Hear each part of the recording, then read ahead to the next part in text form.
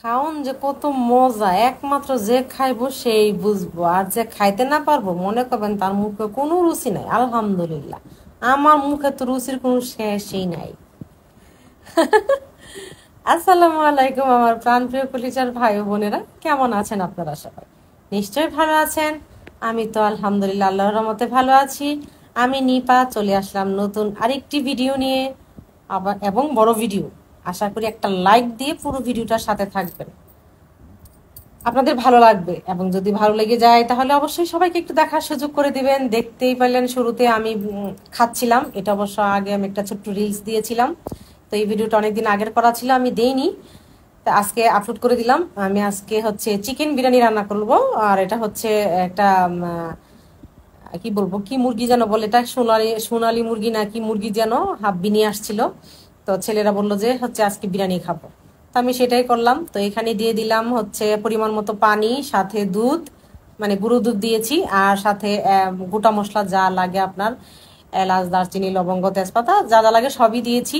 আর তো দিয়েছি আমি তেল, পরিমাণ মতো লবণ দিয়ে পানিটা ভালো করে ফুটিয়ে নিয়েছি। দেখুন পানিটা কিন্তু সুন্দর ফুটে এসেছে। সরি, কথায় যদি ভুল হয় অবশ্যই ক্ষমা সুন্দর দৃষ্টিতে দেখবেন, আসলে কথা বলতে গেলে মুখে একটু বেঁচে যায়।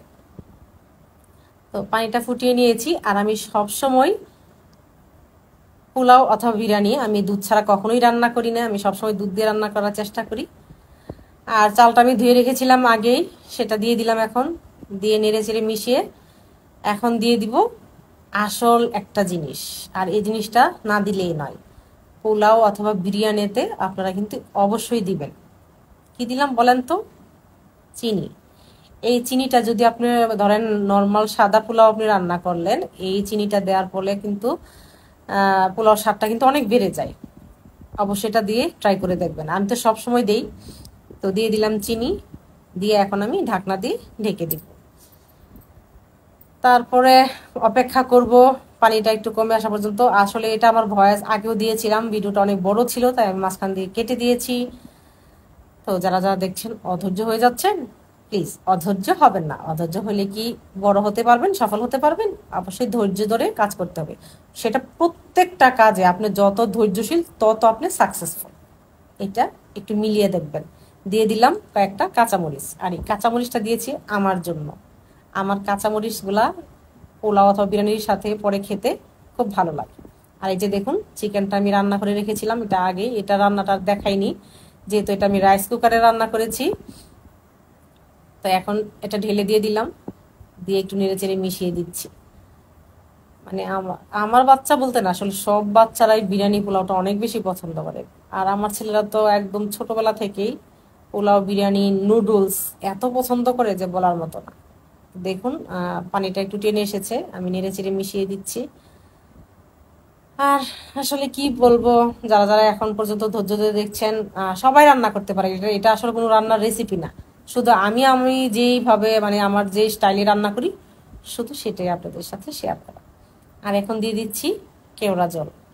এটা তো সুন্দর একটা ফ্লেভার নিয়ে আসে বিরিয়ানিতে, এটা অবশ্যই আমি দেওয়ার চেষ্টা করি। আর ওই যে বেশিরভাগই হচ্ছে ছেলেরা ফ্রাইড রাইস খেতে পছন্দ করে আমার, এই জন্য আমার ঘরে হচ্ছে আপনার ধরেন ফিশ সস থেকে সব ধরনের সসগুলো রাখার চেষ্টা করি। ছেলেরা খুব নিজে নিজেই রান্না করে খেয়ে ফেলে বা ভাত ভাজি করে খেয়ে ফেলে, কি বলবো এত পছন্দ ওদের।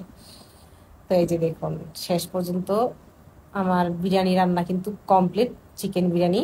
আর সবচেয়ে বড় কথা কি জানেন, একটা কষ্টের কথা যেটা আপনাদের সাথে না বললেই না, আমি কখনো ঘি ছাড়া রান্না করি না। আর আজকে প্রথম আমি ঘি ছাড়া রান্না করলাম।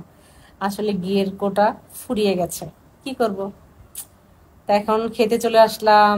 এই যে দেখুন প্লেট সাজিয়ে নিয়ে এসেছি, অবশ্য ছেলেদেরকে আমি আগেই খাইয়ে ফেলছি। আর এখন তো প্রায় 4টার উপরে বেজে গেছে, আমি খেতে আসছি।